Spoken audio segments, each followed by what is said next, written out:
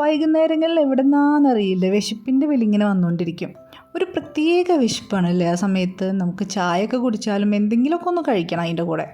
അപ്പോൾ അങ്ങനെ നോക്കിയപ്പോഴാണ് വീട്ടിൽ കുറച്ച് ചക്ക ഇരിക്കുന്നുണ്ടായിരുന്നു. പഴുത്ത ചക്ക ചുള പറിച്ചിട്ടേ അച്ഛനമ്മയൊക്കെ നാട്ടിൽ നിന്ന് വന്നപ്പോൾ കുറച്ച് ചക്ക കിട്ടിയിട്ടുണ്ടായിരുന്നു. ഈ വർഷത്തെ ആദ്യത്തെ ചക്കയായിരുന്നു അന്നെനിക്ക് കിട്ടിയത് കേട്ടോ. അപ്പോൾ അത് ഞങ്ങളൊക്കെ കഴിച്ചിട്ട് ബാക്കി പാത്രത്തിലാക്കി ഫ്രിഡ്ജിൽ വെച്ചിട്ടുണ്ടായിരുന്നു. ഞാൻ അതിൻ്റെ കാര്യമേ വിട്ടുപോയിണ്ടായി. വെറുതെ ഫ്രിഡ്ജ് തുറന്നത് എന്താ ഈ പാത്രത്തിൽ നിന്ന് തുറന്നു നോക്കിയപ്പോഴാണ് അതിൽ നിറച്ച് ചക്ക ഇരിക്കണം. നിറച്ചല്ല, കുറച്ച്.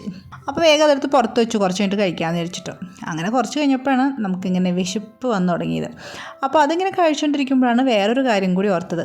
അമ്മ കുറച്ച് ചക്ക വരട്ടിയത് കൊണ്ടുവന്നിട്ടുണ്ടായിരുന്നു. അമ്മ ഉള്ളപ്പോൾ ഉണ്ടാക്കിയിട്ടുണ്ടായി. ബാക്കി ഫ്രിഡ്ജിലെടുത്ത് വെച്ചിട്ട് എന്നോട് എന്തായാലും ഉണ്ടാക്കിക്കോളൂ എന്ന് പ്രത്യേകം പറഞ്ഞു പോയതാ. അപ്പോഴേ നാത്തും പറഞ്ഞു, ആ ഇലകൾ ഇരുന്ന് ഉണങ്ങിപ്പോയാലും അവൾ ചക്കട ഉണ്ടാക്കും തോന്നണില്ല എന്ന്. അന്നേരം ഞാൻ പറഞ്ഞു, ഞാൻ എന്തായാലും ഇപ്രാവശ്യം ഉണ്ടാക്കിയിരിക്കുന്നു. അപ്പോൾ എന്തായാലും വിശപ്പ് നല്ലോണം ഉണ്ട്. അപ്പോൾ ചക്കട ഉണ്ടാക്കാം. കുറച്ചെടുത്ത് ചക്കട ഉണ്ടാക്കാനുള്ള പരിപാടിയാണ് കേട്ടോ. അപ്പോൾ welcome back to my channel. അപ്പോൾ ഇന്നത്തെ നമ്മളുടെ റെസിപ്പി ചക്കട. റെസിപ്പിയൊന്നും പറയാനില്ല, അതിൻ്റെ എല്ലാ സംഭവങ്ങളൊക്കെ അമ്മ ചെയ്ത് വെച്ച് തന്നിട്ട് ബാക്കി കുഴക്കലൊക്കെ ഉള്ളൂ എനിക്ക്. അപ്പോൾ ഞാൻ എന്താ പറയാൻ വന്നതെന്നറിയോ, ഈ ഒരു ചക്കട എന്നൊക്കെ പറയുന്നത് ശരിക്കും അമ്മമാരുണ്ടാക്കി തരുന്നല്ലേ. അതിൻ്റെ എന്തോ ഒരു ടേസ്റ്റ് പ്രത്യേകതയാണ് അവരുണ്ടാക്കി തരുമ്പോൾ. എത്ര വന്നാലും അതിനൊക്കെ അവരുണ്ടാക്കി തരുന്നതിൻ്റെ ആ ഒരു രുചിയിൽ നമ്മളുണ്ടാക്കുമ്പോൾ ശരിക്കും പറഞ്ഞാൽ കിട്ടണില്ല കേട്ടോ. ഞാനിത് കുഴച്ചുകൊണ്ടിരിക്കുമ്പോൾ വിചാരിച്ചു അമ്മ ഉണ്ടായിരുന്നെങ്കിൽ കൂടെ, അമ്മ ഉണ്ടാക്കി തന്നിരുന്നെങ്കിൽ എന്ന് വിചാരിച്ചു. ഇങ്ങനത്തെ സംഭവമൊക്കെ എനിക്ക് അട ചക്കടയൊക്കെ ഉണ്ടല്ലോ, ഇതൊക്കെ എനിക്ക് അമ്മ ഉണ്ടാക്കി തരാതെ ഇഷ്ടം. അമ്മ പിന്നെ അമ്മയുടേതായിട്ടുള്ള കുറേ സംഭവങ്ങളൊക്കെ ഇതിൽ ചേർക്കും കേട്ടോ. നാളികേരക്കൊത്ത്, ചിലപ്പോൾ കാഷ്നട്ട് അങ്ങനെയൊക്കെ ചേർക്കണതാണ്. അപ്പോൾ ഞാൻ കുറച്ച് നെയ്യൊക്കെ ഒന്ന് കൂട്ടി ഈ ചക്കട അപ്പോൾ അമ്മ പറഞ്ഞിട്ടുണ്ടായി, ചക്ക വരട്ടിയത് ഒന്നും കൂടി എടുത്തിടയ്ക്ക് ചൂടാക്കണമെന്ന്.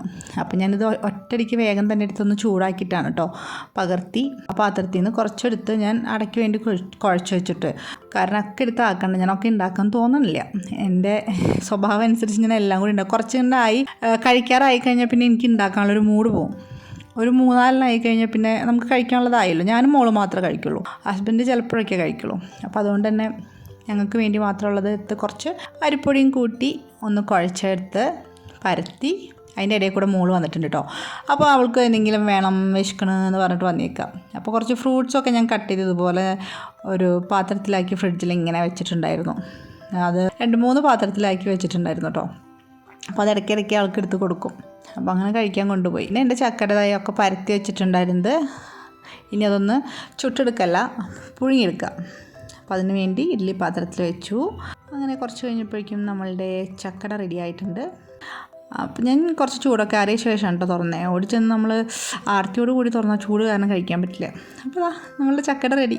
ഭയങ്കര ഹാപ്പി ആയിട്ടോ ചക്കട. ഞാനൊന്ന് ചുമ്മാ ഒരു ഭംഗിക്ക് വേണ്ടി അതിൻ്റെ മുകളിൽ കുറച്ച് നാളികേരമൊക്കെ ഇട്ട് കൊടുത്തിട്ടുണ്ടായിരുന്നു.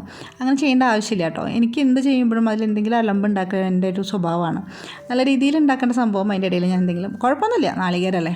അപ്പോൾ അങ്ങനെ ചക്കട ഞാൻ തന്നെ ഉണ്ടാക്കി, ഞാൻ തന്നെ കഴിച്ചു. ഞാൻ തന്നെയല്ല, മോളുണ്ട്. അപ്പോൾ എന്തായാലും ഈ ഒരു വീഡിയോ നിങ്ങൾക്ക് എല്ലാവർക്കും ഇഷ്ടപ്പെട്ടു എന്നിരിക്കുന്നു. ഇഷ്ടപ്പെട്ടാൽ ലൈക്ക് ചെയ്യാൻ മറക്കരുത് കേട്ടോ. അതുപോലെ തന്നെ ചാനൽ ആദ്യമായിട്ട് കാണുന്നവരുണ്ടെങ്കിൽ ഒന്ന് സബ്സ്ക്രൈബ് ചെയ്ത് സപ്പോർട്ട് ചെയ്യുക. അപ്പോൾ seen next video. Bye bye, take care.